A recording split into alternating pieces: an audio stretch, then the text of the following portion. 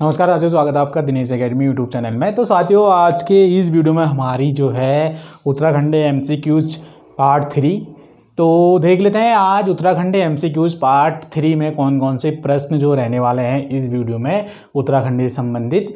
तो शुरू कर लेते हैं। तो पहला जो प्रश्न है कि उत्तरकाशी में भारत और चीन के बीच कौन सी नदी बहती है, यानी कि उत्तरकाशी में जो है भारत और चीन के बीच कौन सी नदी बहती है। तो ये नदी बहती है हमारी सोनम नदी। तो इस नदी का नाम है हमारा सोनम नदी। उत्तरकाशी में भारत और चीन के बीच बहने वाली नदी जो है वो है सोनम नदी। तो नेक्स्ट जो प्रश्न है, तिल्लू रौतेली की मूर्ति बिखौला खाल कहाँ पर स्थित है, यानी कि जो तिल्लू रौतेली है तो इनकी मूर्ति जो बिखौला खाल जो है कहाँ पर पड़ता है उत्तराखंड में, तो ये पड़ता है हमारा पौड़ी गढ़वाल में। तो ये जो स्थित है पौड़ी गढ़वाल में। तो नेक्स्ट जो प्रश्न है कि मसूरी या घराटों पर कर किसने लगाया था उत्तराखंड में, यानी कि जो घराटे होते हैं तो उस पर कर किसने लगाया था उत्तराखंड में, तो ये लगाया था हमारा कमिश्नर बैटन के द्वारा लगाया गया था घराटों पर कर। उसके बाद नेक्स्ट जो है प्रश्न है कि मसूरी का टीवी टावर कब बना था उत्तराखंड में। तो मसूरी का जो टीवी टावर बना था उत्तराखंड में ये बना था 1975 ईस्वी में। तो ये 1975 ईस्वी में बना था मसूरी का टीवी टावर।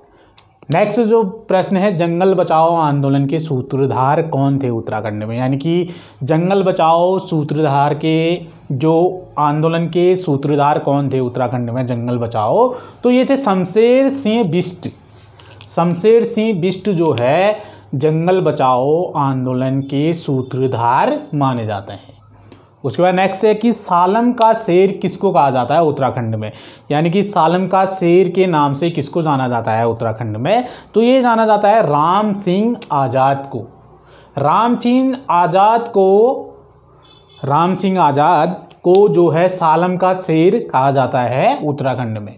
नेक्स्ट जो प्रश्न है कि पवार नदी कहाँ से निकलती है उत्तराखंड में, तो पवार नदी जो निकलती है उत्तराखंड में ये निकलती है महासू की पहाड़ियों से।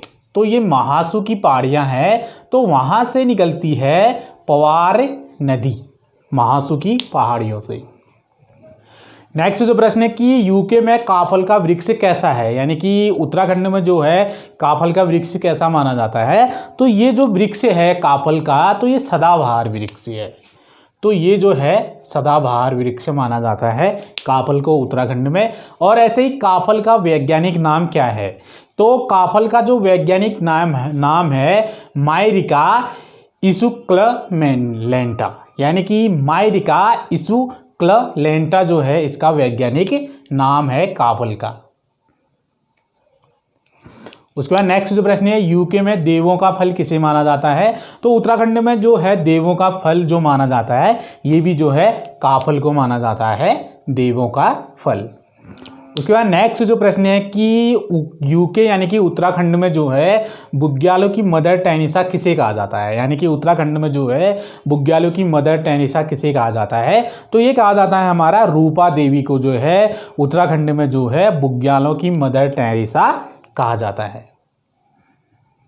मदर टेरेसा बुग्यालों की उत्तराखंड में रूपा देवी को कहा जाता है। उसके बाद नेक्स्ट जो प्रश्न है कि हाट कालिका माई का पुराना नाम क्या है, तो हाट कालिका माई का जो पुराना नाम है वो है शिखर मंदिर। तो इनका जो पुराना नाम है हाट कालिका माई का पुराना नाम तो ये है शिखर मंदिर। तो नेक्स्ट जो प्रश्न है कि कालू मेहरा को स्वतंत्रता आंदोलन में कूदने के लिए किसने प्रेरित किया था, यानी कि कालू मेहरा जो कि उत्तराखंड में प्रथम स्वतंत्रता संग्राम माने जाते हैं, तो इनको जो है स्वतंत्रता आंदोलन में कूदने के लिए किसने प्रेरित किया था, तो ये किया था हमारा वाजिद अली शाह के द्वारा। तो इनको जो प्रेरित किया था स्वतंत्रता संग्राम में आंदोलन में कूदने के लिए प्रेरित किया था तो ये किया था वाजिद अली शाह के द्वारा।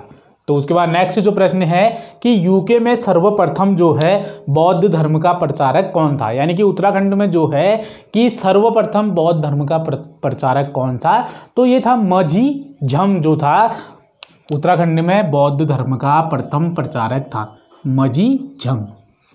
उसके बाद नेक्स्ट जो प्रश्न है कि यूके यानी कि उत्तराखंड में सबसे प्राचीन संप्रदाय कौन सा है, तो उत्तराखंड में जो है सबसे प्राचीन संप्रदाय जो है तो ये है शैव संप्रदाय। तो ये है शैव संप्रदाय। उत्तराखंड में जो है कि सबसे प्राचीन संप्रदाय शैव संप्रदाय। उसके बाद नेक्स्ट जो प्रश्न है कि दिखनौरी प्रथा जो है किस जनजाति में प्रचलित है। तो दिखनौरी जो प्रथा जो प्रचलित है तो ये प्रथा प्रचलित है हमारी थारू जनजाति में। तो दिखनौरी प्रथा जो संबंधित है प्रथा तो ये है थारू जनजाति से। तो उसके बाद नेक्स्ट जो प्रश्न है कि उत्तराखंड में शोध संस्थान की स्थापना कब हुई थी। तो उत्तराखंड में जो शोध संस्थान की स्थापना हुई थी तो ये हुई थी 1974 ईस्वी में, और इसकी खोज जो की थी डॉक्टर गिरिराज शाह के द्वारा। तो उत्तराखंड में जो है शोध संस्थान की जो स्थापना हुई थी 1974 में, और इसकी जो खोज की थी उत्तराखंड में तो ये की थी डॉक्टर गिरिराज शाह के द्वारा। तो नेक्स्ट जो प्रश्न है कि टिहरी में प्रथम जन आंदोलन कब हुआ था। यानी कि उत्तराखंड में जो है कि टिहरी में, उत्तराखंड जो टिहरी का एक ज़िला है तो टिहरी में जो है प्रथम जन आंदोलन कब हुआ था। तो ये हुआ था हमारा 1835 ईस्वी में। तो टिहरी में जो है जन आंदोलन जो शुरू हुआ था तो ये हुआ था 1835 ईस्वी में। उसके बाद नेक्स्ट जो प्रश्न है कि मसूरी में नगर पालिका की स्थापना कब हुई थी। तो मसूरी में जो नगर पालिका की स्थापना हुई थी तो ये हुई थी 1842 ईस्वी में। तो मसूरी में जो नगर पालिका की स्थापना हुई थी तो ये हुई थी हमारी 1842 ईस्वी में। तो इस वीडियो का लास्ट प्रश्न देख लेते हैं। उत्तराखंड MCQs का इस वीडियो का लास्ट प्रश्न है। तो हिमालय के वरदान पुस्तक के लेखक कौन है। तो हिमालय के वरदान पुस्तक के जो लेखक हैं वो हैं हमारे मोहम्मद लाल बाबुलकर। मोहनलाल बाबुलकर जो है हिमालय के वरदान पुस्तक के लेखक हैं। तो ये थे कुछ MCQs उत्तराखंड से संबंधित पार्ट 3। तो यदि चैनल पे पहली बार जुड़े हैं तो चैनल को सब्सक्राइब नहीं किया है तो चैनल को सब्सक्राइब करना ना भूलें। साथ में बेल आइकन घंटी के निशान का बटन भी आप दबाइए, जिससे कि जो भी नोट्स अपलोड होते रहे दिनेश एकेडमी में तो उसकी नोटिफिकेशन आप तक समय समय पर पहुंचते रहे। और वीडियो को अधिक से अधिक शेयर भी करते रहिए साथियों। तो फिर मिलेंगे आपसे नेक्स्ट वीडियो में। तो तब तक के लिए साथियों नमस्कार, जय हिंद।